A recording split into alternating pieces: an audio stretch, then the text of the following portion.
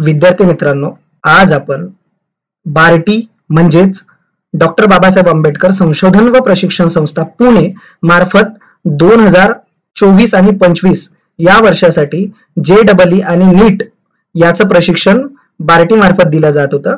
त्याची संपूर्ण प्रक्रिया विद्यार्थी मित्रांनो पार पडलेली आहे. परंतु जे JEE चे 100 विद्यार्थी आणि नीटचे 100 विद्यार्थी यापैकी काही विद्यार्थी कागदपत्र पडताळणीला अनुपस्थित राहिल्यामुळे म्हणजे प्रेझेंट नसल्यामुळे त्यांची दुसरी निवड यादी किंवा दुसरी प्रतीक्षा यादी त्याच्यात विद्यार्थीच निवड झालेली आहेत ती लागलेली आहे. त्याच्याबद्दल आज आपण माहिती बघणार आहोत.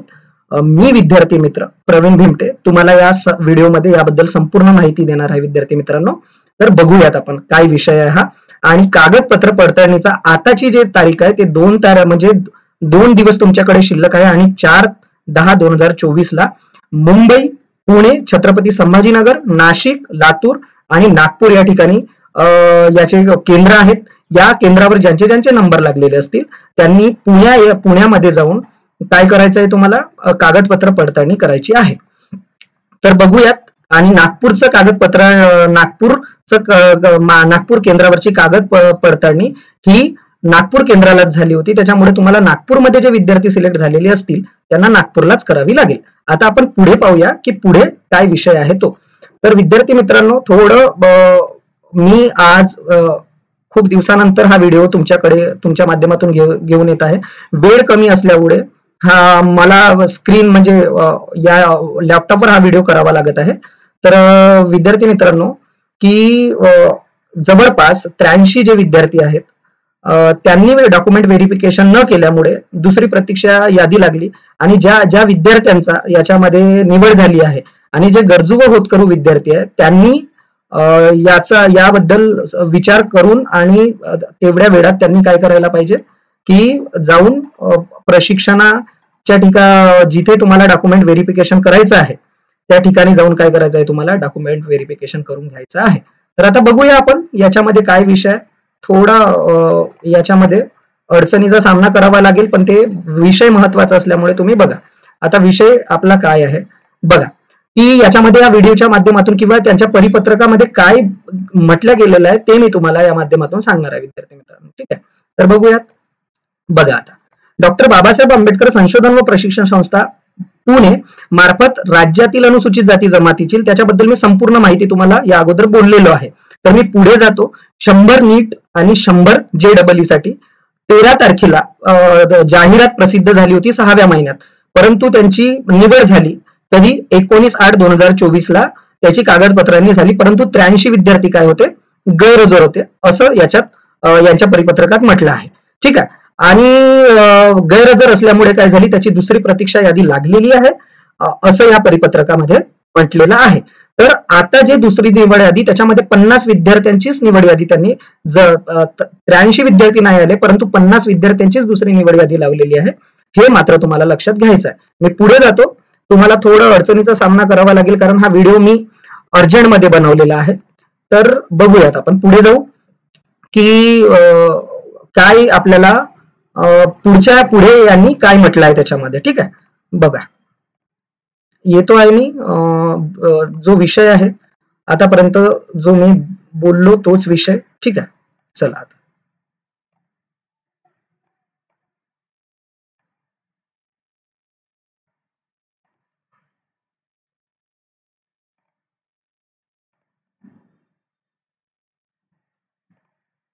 ठीक आहे, तर येऊ आता या विषयावर.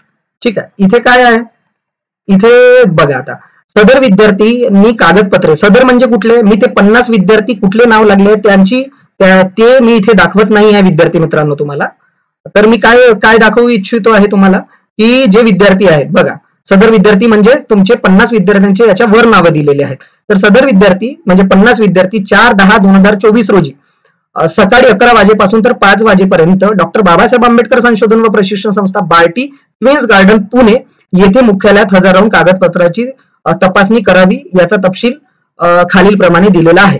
मग याच्यात जर नागपूरच्या केंद्रावरचे विद्यार्थी असेल त्याबद्दल, कारण नागपूरचं व्हेरिफिकेशन हे नागपूरमध्ये झालेलं असल्यामुळे त्याच्याबद्दल इथे माहिती नाही दिलेली आहे. तर त्याच्यामध्ये कार्यालयातच संपर्क साधावा लागेल आणि ते मी विचारून तुम्हाला सांगेल. कमेंटमध्ये तुम्ही त्याबद्दल मला माहिती विचाराल त्याच्याबद्दल अद्याप माहिती नाही झाली आहे, पण नागपूरचं डॉक्युमेंट व्हेरिफिकेशन नागपूर मध्ये ज्यांचे नंबर लागले आहे तिथे तुम्हाला बार्टी कार्यालयात होईल मला असं वाटतं, तर तिथे जाऊन तुम्हाला विचारावं लागेल. तर बघू की आता तुम्हाला जे 50 विद्यार्थी लागले त्यांना कोणते कागदपत्र लागतील.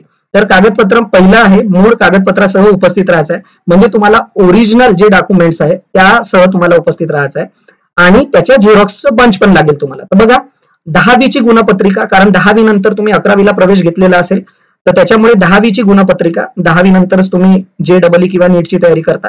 रहिवासी दाखला, ठीक आहे, म्हणजे तुम्हाला डोमेसियल सर्टिफिकेट लागेल, उत्पन्नाचा दाखला लागेल, ठीक आहे, आणि जात प्रमाणपत्र लागेल. ठीक आहे, हे चार कागदपत्रे झाले, मी वर घेतो आहे. ठीक आहे, आणि नंतर 11वी शाखेत म्हणजे तुम्ही 11वीला प्रवेश घेतला असेल याचं बोनाफाईड सर्टिफिकेट लागेल तुम्हाला, आणि स्वाधार योजनेचा लाभ न घेतलेल्याचं प्रमाणपत्र. कारण स्वाधार योजना जर जो विद्यार्थी लाभ घेतो, आता या परिपत्रकानुसार मला असं वाटतं तो विद्यार्थी नीट जेईचं प्रशिक्षण घेऊ शकत नाही, किंवा जो नीट जेईचं प्रशिक्षण घेत आहे तो स्वाधारचं प्रशिक्षण घेऊ शकत नाही, कारण याच्यामध्ये तुम्हाला 6,000 निर्वाह भत्ता सुद्धा दिला जातो विद्यार्थी मित्रांनो. तर हे 6 कागदपत्रे लागतील. मी अजून तुम्हाला कागदपत्राबद्दल एकदा सांगतो. 10वीची गुणपत्रिका, रहिवासी दाखला, उत्पन्नाचा दाखला, जात प्रमाणपत्र, 11वी विज्ञान शाखेत प्रवेश केलेल्याचे बोनाफाईड सर्टिफिकेट, स्वाधार योजनेचा लाभ न घेतलेल्याचे प्रमाणपत्र. आता पुढे काय म्हटलंय व्हिडिओमध्ये ते बघू आपण. ठीक आहे, बघा विद्यार्थी मित्रांनो. ठीक आहे, मी थोडं याला वर घेतो. आता एकदम तुम्हाला क्लिअर दिसेल. सदर तपासणी करिता जे विद्यार्थी अनुपस्थित राहतील अशा विद्यार्थ्यांची निवड रद्द करून त्या जागी प्रतीक्षा यादीतील विद्यार्थ्यांना संधी देण्यात येईल. म्हणजे आता पण तुम्ही जर ऍडमिशन केली नाहीत तर पुढच्या विद्यार्थ्यांना पुन्हा चान्स देता येईल. टीप काय आहे त्याच्यामध्ये महत्वाचं काही बोललेलं आहे. ऑनलाईन अर्ज सादर करताना विद्यार्थ्यांनी JEE व JEE व नीट अशा दोन्ही प्रशिक्षणाकरिता अर्ज केलेले आहे. अशा विद्यार्थ्यांची निवड झाल्यास विद्यार्थ्यांनी कागदपत्रे तपासणी दरम्यान कोणत्याही एका प्रशिक्षणाची निवड करावी. म्हणजे विद्यार्थी काय करतात, JEEचा फॉर्म भरतात आणि नीटचा फॉर्म भरतात, दोनही प्रशिक्षणाला काय करतात, क्लिक करतात, किंवा वेगवेगळ्या सेंटरवर सुद्धा नाशिकसाठी पण फॉर्म भरतात, पुण्यासाठी पण फॉर्म भरतात. तर त्याच्यापैकी कुठल्याही एकाच केंद्राची तुम्हाला काय करायची आहे, निवड करायची आहे, किंवा तुम्हाला नीटचंच प्रशिक्षण घेता येईल किंवा JEEचंच प्रशिक्षण घेता येईल, अथवा तुम्हाला कुठल्याही एकाच सेंटरवर, म्हणजे नाशिकला लागलं असेल तर नाशिक, जर तुम्हाला नागपूर करायचं असेल तर नागपूर. ऑनलाईन अर्ज सादर करताना एकाच विद्यार्थ्याने वेगवेगळ्या ठिकाणी अर्ज केलेले आहेत अशा विद्यार्थ्याची निवड झाल्यास विद्यार्थ्यांनी कागदपत्रे तपासणी दरम्यान कोणत्याही एका ठिकाणाची निवड करणे आवश्यक आहे, जे मी बोललो आहे.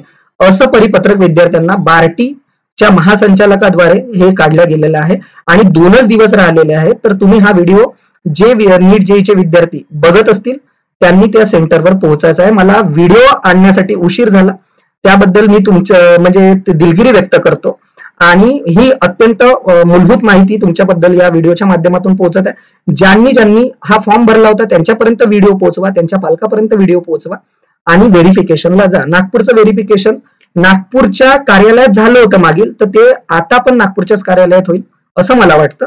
तर तुम्ही नागपूरचे जे विद्यार्थी असतील ते नागपूरच्या कार्यालयाला भेट द्या. बाकी सर्व पुणेमध्ये तुमचं व्हेरिफिकेशन होईल. ठीक आहे विद्यार्थी मित्रांनो, अशा प्रकारे आपण बार्टी मार्फत चालवल्या जाणाऱ्या JEE व नीटचं जे प्रशिक्षण आहे त्याबद्दल आपण माहिती बघली विद्यार्थी मित्रांनो. तर हे जे प्रशिक्षण आहे हे जे विद्यार्थी वैद्यकीय क्षेत्रामध्ये किंवा अभियांत्रिकी क्षेत्रामध्ये म्हणजे इंजिनिअरिंगच्या क्षेत्रामध्ये काही विशेष करू शकतात, आणि जे गरीब व होतकरू विद्यार्थी आहेत त्यांना या व्हिडिओचा खूप म्हणजे या माध्यमातून फायदा होतो. म्हणून हा व्हिडिओ जास्तीत जास्त लोकांपर्यंत तुमच्या माध्यमातून पोहोचेल ही अपेक्षा व्यक्त करतो.